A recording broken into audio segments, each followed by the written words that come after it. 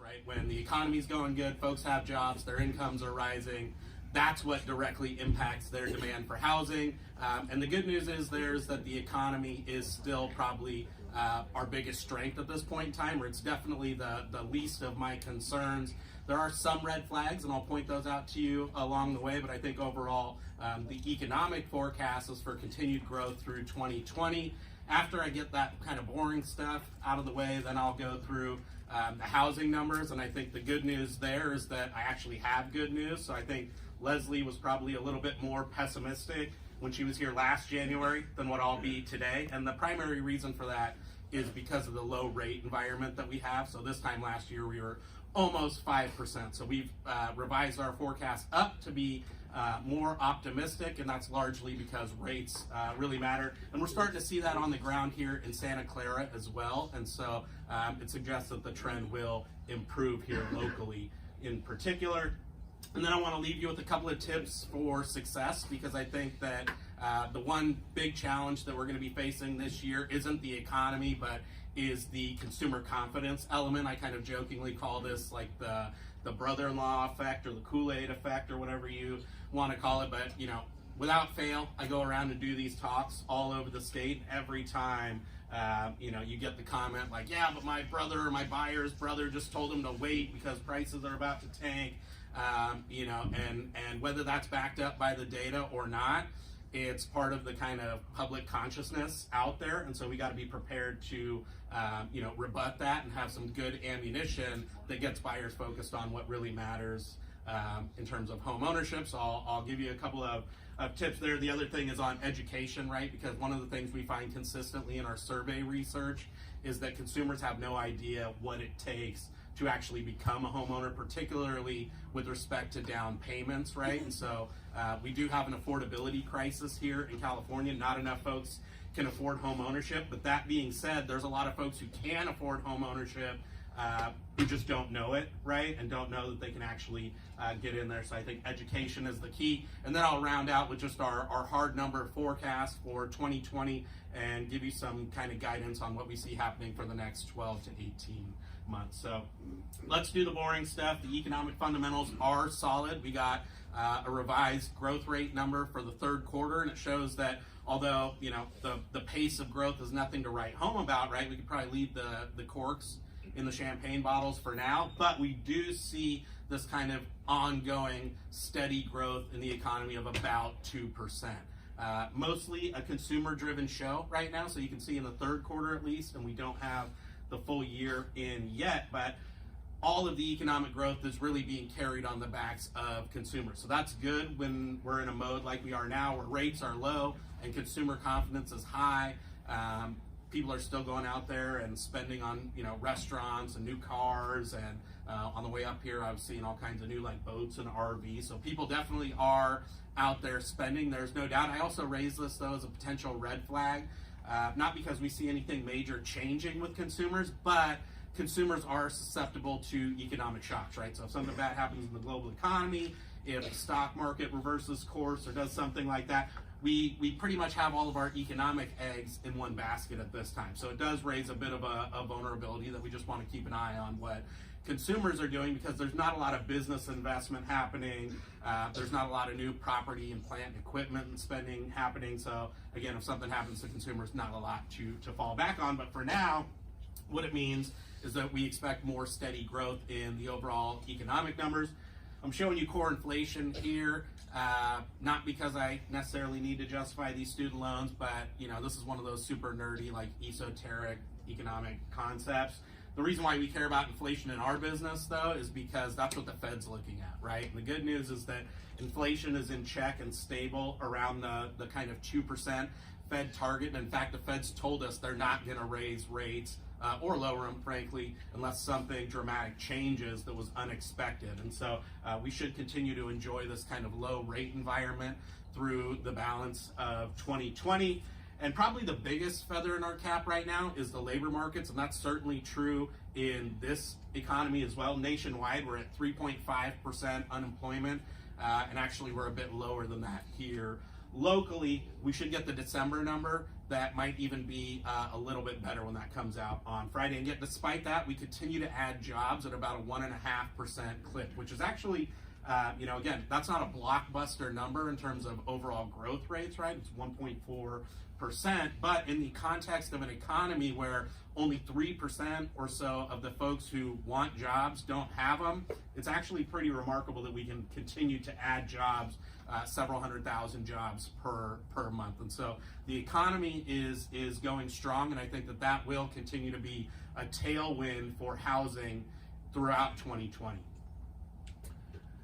What about here in California? You can see on the left-hand side here that we were hit much harder. Not necessarily in this particular market, although we were hard hit as well. But whereas the rest of the nation only went up to about 10.5% unemployment at peak, statewide we hit about 12.5%. So much deeper recession. We were ground zero for the housing crisis in a lot of parts of the state, mostly out in the East Bay, Sacramento, in the Inland Empire down south. And so when things unwound, we obviously had a much deeper recession. But if you look at the far tail end of this chart, what you can see is that California, in large part due to the growth here in the Bay Area and Santa Clara in particular, has done a much better job at chipping away at the overhang from the recession. So right now we're right on top of basically that national unemployment rate. And you can see on the right-hand side that yes, like the South Bay and San Francisco in particular are in these kind of abnormally super low, is the technical term, levels of unemployment right now. But it's also all the way across the state, right? Like even up in Tulare and Bakersfield, where during the recession, those were markets that were up in the kind of 20 to 25% range for unemployment. Right now, the highest unemployment rate area in California is Tulare, which has less than 8% unemployment, which is pretty remarkable when you think about the structure of the Tulare and Bakersfield economies. Lots of ag, lots of informal workers. They have a lot more structural unemployment. So my point being is that yes, the economy is firing on all cylinders here locally, but it's not just isolated to the Bay Area. We're seeing it all the way across the entire state, across every wage and industry category, you name it. Oh, I jumped ahead, but this is the real macro indicator that we all care about, right? And I love bringing this kind of 50-year history because, if you look at the right-hand side of this chart, you can see that yes, rates have increased slightly from about 3.5% where they were a month or two ago to about 3.7. In fact, I checked this morning, I think they're back down to like 3.69 or something like that. But you always get the kind of panicked questions when rates tick up, even by just like 20 basis points to 3.7%. Like, oh, is the market going to fall apart? Rates are starting to go back up, or when they go down, that it's like it's going to make or break the economy. That's why I love bringing this 50-year history, right? Because I remember being a kid in the 80s, and my dad was dragging me around to all of his dinner parties, baseball games with his buddies, bragging about his like 12.5% mortgage interest rate back in the day when all of his friends had like 15%, right? So my point being that the level of rates today, whether it's 3.7 or 3.5, is still very, very supportive of increased demand for housing. It's like, with the exception of a month or two ago, it's never been a better time to use somebody else's money to invest in the real estate market. And I think that will definitely continue to be a tailwind for housing moving forward. And here's why, right? If you look at where we were a year ago, we were almost at 5% interest rates, and now we're at about 3.7. And this is really where the rubber meets the road for our business, because if you look on the right-hand side, what you can see is that price growth was a lot slower during the end of 2018 and through the first half of 2019, when rates were much higher than they are right now. And when you actually combine that slower price growth together with these low rates, that's what I'm showing you in this light blue line here. It's not the overall growth in the price of the home, but the growth in the monthly mortgage payment on that home. In a lot of ways, that's really what matters more for our clients, right? Is like, what's my payment gonna be? It doesn't really matter what the overall number is that I'm borrowing. It's whether I can meet that monthly cost. And what's so powerful about the impact of rates is that even though this house today is 6.4% more expensive than it was at the same time last year, the payment on that home is actually 7.4% cheaper. So more expensive home costing you less on a monthly basis because of the impact of rates, right? And so we know that affordability is one of the big obstacles holding more people back from getting into the market. and actually for the last 5 months in a row, the monthly mortgage payment on a more expensive home is actually falling. And so this gives an opportunity for those buyers who are on the bubble, or I think probably more realistically, especially as we're in this kind of back to this tight inventory constrained mode, that it enables buyers to go forward with an even better offer, a more competitive offer without affecting their monthly mortgage payment, right? So the flip side, other way to look at this is that your buyers can now offer about 7% more without affecting that monthly mortgage payment, can probably qualify for that slightly higher amount, and going in with your best and most competitive offer and having your financing ducks all in a row, I think is going to be increasingly important in 2020, because the market's starting to look, frankly, like how it did in 2016 and 2017, where listings are falling, inventory's getting tight again, the buyer demand is there, people want to take advantage of these low rates, but the inventory isn't there.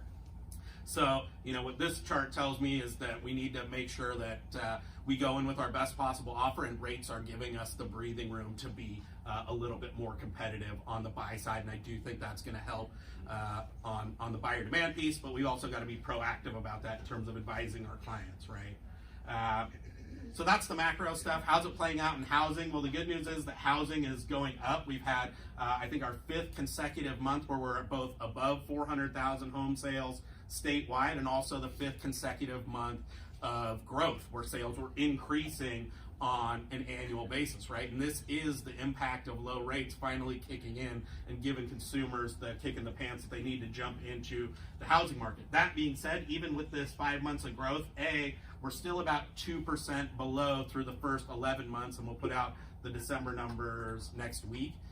But we're expecting that we'll be basically a little bit negative or down. So even with these low rates, we're not seeing a real explosion back, and that's why, even though the economy's good, and I actually think that the market's going to be better than we originally thought this year, we definitely don't want to throw it in cruise control. And I think the previous speaker's comments really teed it up perfect, because the name of the game is still going to be hustle and kind of you eat what you kill.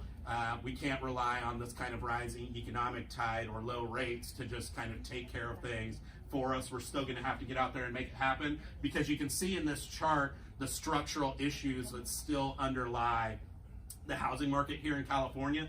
Usually when I show those economic charts, right, unemployment's coming straight down, jobs are going straight up, rates are at all-time lows. Usually you can superimpose that over the housing market and you would see rising home sales, right? Not the case this cycle. In fact, we've basically been flat on closed transactions for the last decade, even with all this great economic growth. So again, the economy's better and we are more optimistic about the housing market, but you definitely can't throw cruise control. Are you going to touch on what your theory is to why you're seeing flat increases in numbers of units sold?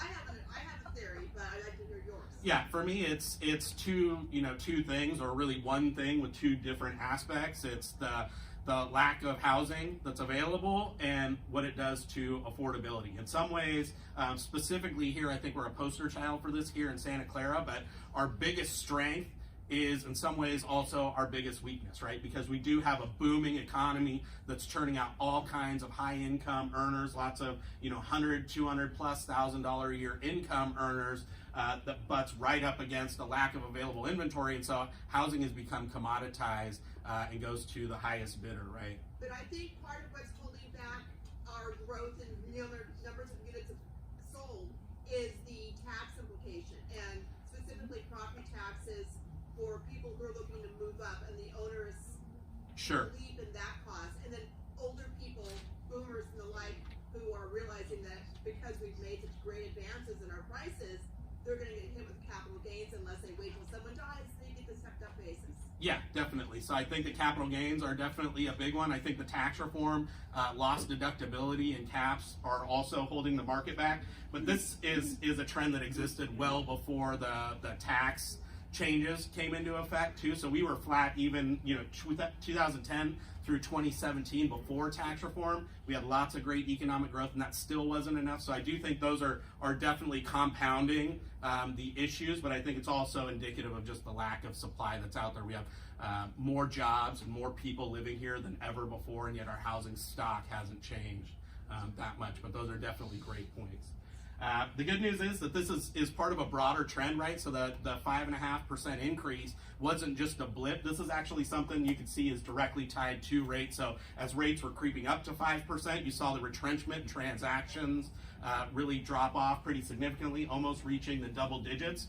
But as rates started to come back down, what you saw was that the retrenchment in closed sales started slowing until for the last 5 months we've actually been in positive territory. So this is part of a broader trend and not just a blip on the radar that I think does underscore just how much affordability is driving the show in the market at this particular point in time. Here's what it looks like in Santa Clara, and if I actually stripped away these numbers or the title of the chart, right, you'd be hard-pressed to differentiate that from the rest of the state. So again, less than 3% unemployment hasn't translated into this kind of constant uptrend that you would expect in closed sales for all those regions that we mentioned. And we're a little bit behind the curve, right? But it looks like we will eventually follow suit, right? So we're still in kind of the low negative territory, but when rates were high and lots of people were dumping homes on the market at this time, last year, we've seen that A, inventory started to tighten back up, and I'll show you that in a second, but B, the increase in demand is happening here such that the retrenchment in sales is getting closer and closer to positive territory, and although we're behind the state overall, we should eventually bust through into positive growth for closed transactions here. It just, again, won't be at a pace to write home about or one where you can just kind of set it in cruise control and expect all these new buyers or sellers to fall in our lap. This is what I mentioned by it starting to look a lot like how it did in 2016-17, where the top end of the market is growing and the bottom end is being dominated by a lack of inventory available. I know this chart for you guys is kind of laughable, right? Your guys' chart like starts somewhere up here. There is no bars for Santa Clara down here below kind of 300,000. If you find it under 300,000 here, I want you to capture it. So I can take it back to CAR and study it in the lab. But, you know, the trend here is actually more promising. So we actually saw a decent jump in this kind of under a million category here in Santa Clara this year, and we're not seeing the growth at the top end like how we are in the rest of the state. And so one of the things that's really interesting to me is that you're seeing the kind of luxury segment statewide start to bounce back after all this economic uncertainty, but it's not necessarily showing up here. And one of the things I've seen, you know, going out to places like Sonora, Grass Valley, like Truckee area, is that there's still an active luxury market out there, but they're looking to really get that value for money, right? And so places like Grass Valley, where you can get like a lake house that's 3,500 square feet and gorgeous, and it's like $1 million or $1.5 million, that's where it seems like more of those luxury dollars are going. But I do expect it to, you know, there's a lot of wealth being created here locally as well, and we know that the demand for housing is there.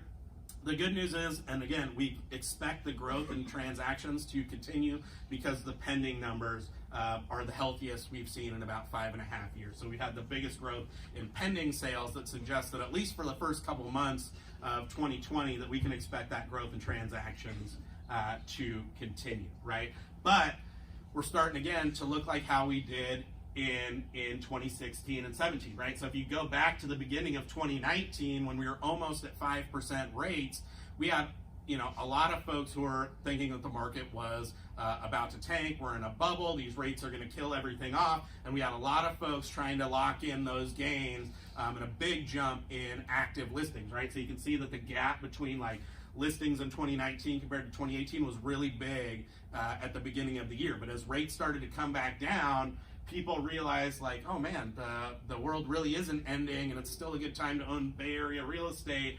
You saw that the market started to tighten up, so the growth in listings started to slow.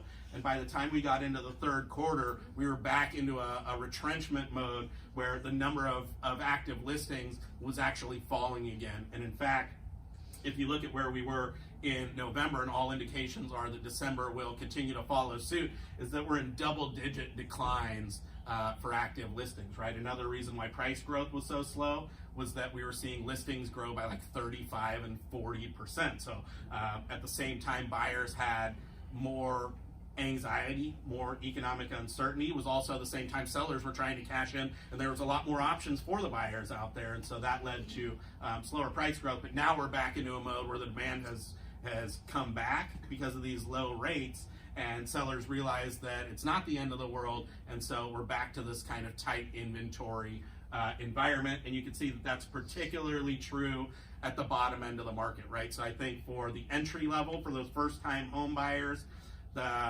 finding a unit and being able to be as competitive as possible with your offer is going to be the name of the game, because again, under $1 million, we're talking about, severe declines in the number of homes actually available to sell, and that's going to be tough for our buyers. So we got to really negotiate that. Here you can see that we had an even more exaggerated increase, right? So I think, for all those brother-in-laws or uncles or whatever who tell you that the market's about to tank because prices in the Bay Area have been soft, I think that it's because we actually had a more exaggerated rebalancing of the market here. When rates were going up, it had an oversized impact here just because of the level of our prices locally. Made folks more worried. And so we actually had not just a 35 or 40% increase in actives, they actually doubled for a period there last summer. But as you can see, as people have gained confidence again, we're actually doing that same exaggerated response just in the opposite direction. So while the state was down about 20% in active listings, we're down about 33%. So there's 1/3 fewer listings on the market right now than there was at the same time last year. And so again, tight inventory is going to be the thing that really starts to dominate the housing market again here locally, which gives our sellers a bit more of an edge, right, as they lost a little bit more competition, but it means that buyers are going to have a bit more of a tough time in 2020. And you can see that same over-exaggerated trend here when you break it out by price bucket, right? So really, especially for us, our bottom end under $1 million, but even up to $2 million is seeing fewer and fewer listings, right? Whereas at the top end, you're still seeing some growth overall. And what does that mean? As the economy heats up, right, and there's fewer listings, it means that the market is more competitive for those buyers. So actually, this is the first couple of months in a row where days on market hasn't been increasing, right? We are still at about 25 days as the median time on market, going from list to pending. That's down from where it was at this time last year. It is still up, though, from the all-time low that we were at about a year and a half ago when it was 13 days as a median time on market, but homes are selling slightly more quickly. The exception to that is at the top end of the market, right? So I've broken the market down into percentiles so that I could kind of lump together the top end of Bakersfield, which I think is like 450,000, with the top end of Santa Clara County. But what it's showing us is that in every price segment across the state, homes are selling more quickly, except at this top end of the market. It's still selling fairly quickly, but time on market's actually going up, not down. And I think that that's an important lesson for us who work in the luxury segment in particular, because I showed you that listings are growing at the top end, and there does seem to be a little bit less demand at the top end. And so your sellers in that luxury segment don't need to panic, but what they do need to do is to be more prepared that that the market is a little bit softer at the top end than it used to be. And it's really easy. I just sold my house a few years ago, and it's super easy as a seller, right, to take all your buddies' great stories of their all cash offers and over asking price, and you like extrapolate that out on your own home, and you've already got like most of the money spent on your new boat, your cruise to Europe or whatever. And you're not aware of these kind of recent trends that are starting to develop, and then you get angry at your realtor, like, why aren't you marketing my property correctly or whatever it is? And so, I share this with you not because I want you to panic about the top end. I still think there's plenty of luxury demand out there. It's more about getting the right expectations set with your sellers so that they're not out there trying to shoot the moon. You have to price it properly and be strategic about how you sell it. We have, a little bit more power as the market has tightened up in general, but at the top end, the market's actually looser, and so we don't have that same kind of commanding negotiating position that we used to. Still selling in 26 days, right? Nothing to panic about, but you just have to be more strategic than we've had to in the past on the listing side. And you see that here in 3 million plus, we're actually up at 34 days as a median time on market. We are pretty much down in the entry level segments, and so overall we're selling homes much more quickly than in the rest of the state, but we're still seeing that kind of softening, particularly at the top end. tightening down at the bottom, where the market is getting more competitive at the entry level. You're also seeing less discounting, right? So for a period there, as rates were going up, you were seeing sellers willing to discount more. That trend has started to reverse, and you're seeing less and less discounting, right? So the median sales to list price is still about 98.4%. We're talking about only discounting about 1.5% at this particular point in time. So nothing to panic about, just something to be aware of so that we can really set those expectations, with our sellers in particular. And you can see again by price segment, we're actually seeing more discounting at the top, but everywhere below the kind of top 20% of homes, there's less discounting. So it just really depends on what segment you're working with. You don't want to extrapolate the broad statewide trend up to your $7 million home, because the market is softer up there. One of the things that we're not seeing come back in time, and this is why I don't think that we're going to get back to that like double-digit growth in home prices, is because, even as the market has dipped and listings are much tighter than they used to be, what we're not seeing is that sales to list price here locally getting up into the 10 to 110 to 115% of list price, right? And so this is why we're still getting virtually 100%. We're still getting basically full asking price, but if you have sellers out there who are remembering their buddy who got 112% of list, that's not seeming to happen at this point in time. And so again, nothing to panic about, but they need to be more realistic and strategic, and I think that's where you come in to make sure that you don't get those angry phone calls from like the clients like me and my wife, like, what's going on with our marketing? This is another way to look at discounting or market competition. So what I was showing you before is the percent of discount relative to the final list price right before it closed. This is asking a question of just purely actives, homes that are still out there, haven't transacted or gone pending. How many of those have actually been reduced? And it's about 40% of those actives have actually been reduced, so a fairly high number. The good news, though, is that number is actually falling. So this is the first 3 months in a row where there's been fewer actives having been reduced. So the market is tightening. This just goes to show how much the housing market is just a basic Econ 101 supply and demand show as the listings tighten up. And what that all means is that price growth is actually stabilized, right? So we saw the fastest growth in home prices that we've seen in over a year. Statewide, the median home price went up 6.4% in November. Again, December looks like it's going to follow suit with this more, accelerated growth. And in fact, we actually topped the all-time high level of home prices here in California during the summer for the first time ever. So we busted through. I know that's not news for you guys, right? We've been above the pre-recession peak for like 4 years here locally, but it also has filtered through to the rest of the state. But again, this just shows where the demand is, because if you break out price growth into these price percentiles, you can see the prices are growing much more quickly at the bottom end. There's more demand than there is supply at the bottom end. The good news is that we actually saw growth at the top end of the market for the first time in a long time. In fact, if you look at this on a trend basis, this orange guy here is the growth in home prices for that top 20% most expensive homes, and you can see that it was negative for an entire year, a little bit more than a year, but actually finally started to pick back up and pop negative. So the luxury demand is still there. It's just a question of where in the state those dollars are going to find a home.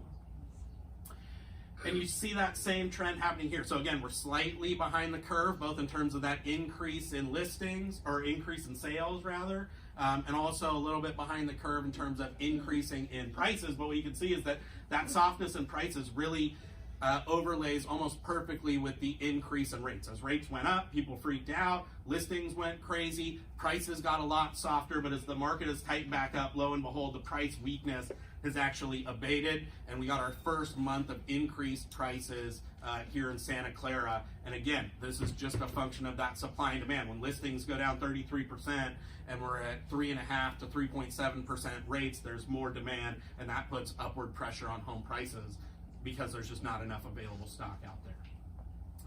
I want to take a moment of silence for all of us who didn't go out and rob a bank or do something, right? Because if you look at prices on the peninsula, it's pretty incredible that you could have picked up that median single-family home back in 2009 for about $455,000 here in Santa Clara, which is now, up in the 1.26 million range. This is where we need to get the conversation going for our clients, right? If you, I think there's a lot of psychological scar tissue left over where people are looking at buying low and selling high. They're looking at their housing investment, how they look at their, E-Trade account or whatever, and they're forgetting the long-term benefits of home ownership. And that's where we need to get the conversation going, and how I think we really combat that Kool-Aid effect, that brother-in-law effect, what have you. This is in the wake of the recession when prices dropped 40 to 50% in many markets, sometimes even more. But if you would have bought back in 2009, you'd be sitting on a boatload of equity right now. And I think that that's the thing. You can almost tell your clients to forget what happens over the course of the next couple of years. Buy a house that you can afford the payment on and camp out in that thing so that you can get these long-term gains, which is really what home ownership is all about in the first place. How about for the brother-in-laws? These are the two charts that I'll have you print out and just take to every barbecue that you go to kind of prove to the brother-in-laws out there that nothing is really sinister happening out there. First one is list prices, right? List prices pretty much tell us where closed sale prices are going to go 4 to 6 months down the road. And you can see that list prices have stabilized from when rates were up at 5%, and they're still in that kind of mid to low single digit range. That's not, again, nothing to write home about. We're not going to be accumulating hundreds of thousands of dollars of equity per year like we were back when price growth was at 10 or 20%, but also nothing to suggest that there's major price declines coming down the pike either. This is another nerdy one that I called market velocity. This is what happens when you let the data nerd name the economic indicator. But what this blue line is showing you is just turning the housing market into just a straight up retail model. How many homes did we sell? How many listings came onto the MLS? Not how many actives, how many new listings came on to replenish those sales. And so when this blue line is going up, it means that we had more sales than we had new listings come online to replenish. And this does a phenomenal job of predicting the direction of prices, right? When there's lots and lots of sales and barely any new listings coming on, there's more upward pressure on home prices as buyers fight over a limited supply of homes. Look at where market velocity was in November. It was at its highest level in over a year. Nothing to suggest that the market is flooded with listings that are going to all of a sudden drive negative prices. So for me, that's what you need to show those brother-in-laws. And point number 2 is just forget the short run. Housing is about the long-term wealth creation, right? And so that's where I see things going. The economy is doing better. The housing market is responding to these low rates. And we are more optimistic about where things are going. I would just caution you not to throw it in cruise control, though, because we're still going to have to hustle. And I think that this is kind of just quantifying that brother-in-law effect where you see less than 1 out of 4 Californians consistently responding that it is a good time to buy, even in the face of all that good economic data. So we've got to combat that. We've got to face higher down payments. That's going to continue to be a challenge, right? Payments, the payment on that median priced home has gone down, but unfortunately there's still a lot of folks who can't afford even at these lower levels of mortgage payments. And so that's why we're not predicting a dramatic rebound in the housing market, even though we are more optimistic. And again, why we can't just kind of throw it in cruise control and expect osmosis. And of course, inventory is going to continue to be tight. Here in Santa Clara, that means, with the tight inventory, we're already at a point where only basically 1 out of 5 households can afford that median priced home. So still going to be headwinds out there, still got to work really hard. And then there's lots of sources of economic uncertainty out there as well. And so for me, the key is not just to sell that home, but to sell the home ownership and get people focused on what housing is really all about. That's about wealth creation. It's about protecting yourself from inflation on rising rents. Guess what? Rents will continue to go up. Rent control or no rent control, it's going to be more expensive to be a renter here in Santa Clara. If you care about your kids, they're more likely to be more educated, more healthy, right? Renters don't ever actually accumulate any wealth. This is from the Harvard Center on Housing Studies. They say it much more eloquently than me, right? People always say, don't put your money in housing, you put it in stocks. Stocks go up faster than the housing market. They forget that housing is the only way a regular person, like my dad, who was like a high school dropout, could make a leveraged investment, right? When you take $100,000 of your own money and you put it in the stock market, you're in a $100,000 position, right? You take $100,000 of your own money and put it in the housing market, at minimum, you're in a $500,000 position. And so if you want to make 15 grand off that $100,000 that you want to invest, you need the stock market to go up basically 5 times faster than you need the housing market to go up to make that same amount of money, right? That's the beauty of home ownership, and that's what the real benefit is. Forget about looking at your house like your E-Trade account. think about those long-term benefits, protecting yourself, doing right by your kids and future generations, and also educating on down payments, right? Everybody acknowledges that home ownership is still extremely important to them. When we ask them how much money you need, like 40, almost 75% of people thought you needed more than 20% down payments to become a homeowner. When we asked these 1,800 plus people if you could get in with lower down payments, would you? Almost 75% said, or almost 70% said, yes, we would. We asked folks, how many of you would get in if you could get in with a lower down payment? Almost 3 out of 4 said they would, but they've never heard of things like FHA, which I know doesn't work up here, but there's other low down loan options that buyers can get into, and they just don't realize it. Look, we have an affordability crisis.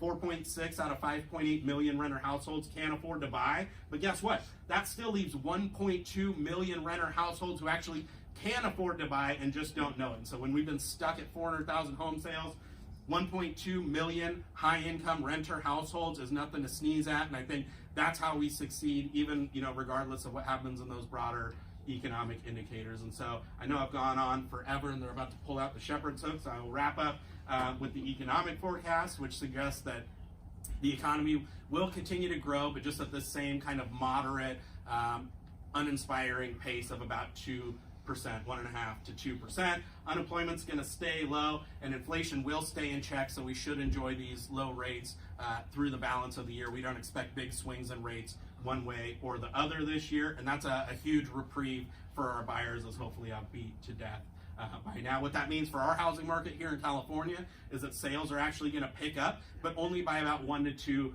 2%, right? There's still those big structural barriers that I talked about, but we are more optimistic. We think that prices will continue to grow, contrary to what your brother-in-law told you, but only by about 2.5% to 3%. So unfortunately, that housing affordability is still going to be an obstacle, but for me, what it means is that the market has gotten the kick in the pants that it needed from these low rates, right? And prices have stabilized and are starting to pick back up, and that markets are more competitive as overall inventories have tightened, except for at that luxury end of the market, right? And so there's still a lot of challenges, including supply and affordability, and also that consumer confidence that we're going to need to be ready to tackle in those conversations with our clients. And so it's going to be still difficult in 2020, but we're actually less pessimistic than we were, mostly because of those low rates. So educate, educate, educate, and don't just sell the home, but sell the home ownership, and I think we'll rock it. I have tons of stuff at the back of this deck for you guys if you want our free resources or anything like that.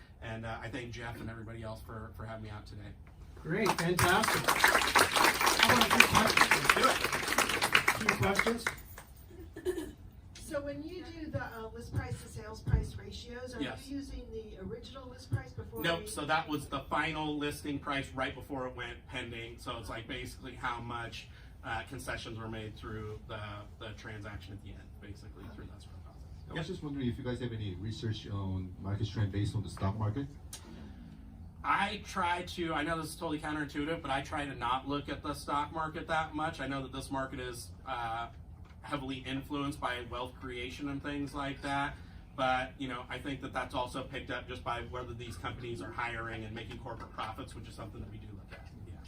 Yeah. Did you guys take a look at net migration Oh, yeah. in and out? Yeah, I didn't see anything in the presentation, No, but what are your thoughts on that? Yeah, I didn't bring it with me today, but I think that that's one of the ways that our supply issues, which we've allowed to go on for so long, are now becoming demand issues. Last year, we had the biggest number of out-migration that we've had in over 10 years. So just adults over age 16, we lost 140,000+. If you throw in all the kids they took with them out of the state, we lost almost 200,000. And so these aren't the high-income people who are affected by the repressive tax regime that we have here in the state, of which I'll be the first to complain. It's people who can't afford housing, right? And so that's going to be an ongoing challenge, because we either need to fix it on the supply side, or the consumer is going to fix it for us on the demand side by moving to Texas, Nevada, Arizona, Idaho.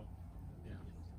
Hi, this may not be in your bailiwick, but there have been a lot of messages on social media that I think aren't completely accurate about getting rid of Prop 13. And I'm wondering if you could sort of say what's going on and what's real. Yeah, sure. So there's 2 different things happening at the same time on Prop 13. One is CAR's effort to get this portability thing passed. So there's a lot of folks who can't move, not just because of the capital gains, as gentlewoman mentioned, but also because of the Prop 13 protection, which they'd essentially be giving up. So CAR is trying to push through changes that will allow you to take your property tax with you if you're over the age of 55 anywhere in the state. You can even go to a more expensive home and kind of prorate the basis up to a more expensive home. But then there's another one, which is a separate proposal on the ballot to do what's called split roll, which basically functionally means taking away Prop 13 from commercial properties, right? And so that one is leaving residential alone for now, but taking Prop 13 away from commercial. The worry, at least amongst our members that I've heard, is that might be like the back door to getting rid of Prop 13 even on the residential side. And so I'm not an expert on those things, but those are the two competing proposals, or not necessarily competing, but the two different flavors of Prop 13 legislation that's coming up this year. I just wanted to ask if you'd send us the what you just presented. Yes. Okay, great. Definitely. So Jeff has those. They're up on my website as well, and you guys are welcome to use this for whatever you need Thank for. Anybody else? Ben? We have data going back to 1980 for that same growth rate you were showing. For which one? The growth rates of the prices of housing in California. I think for this market, we have a link on our website to historical housing prices, but I don't think it goes quite back to 1980. I think it goes back to like 1988. I see. Yeah. It's on your website? On our website, or just email me, Jordan L, my name and my last initial, @car.org, and I'm happy to help you guys find anything you need. Okay. Jordan's on his way up to Don's office. Yep, Pleasanton. And we have some more of the meeting here. So Jordan, thank you very Jeff, much. Thank you so much. Appreciate All right. it.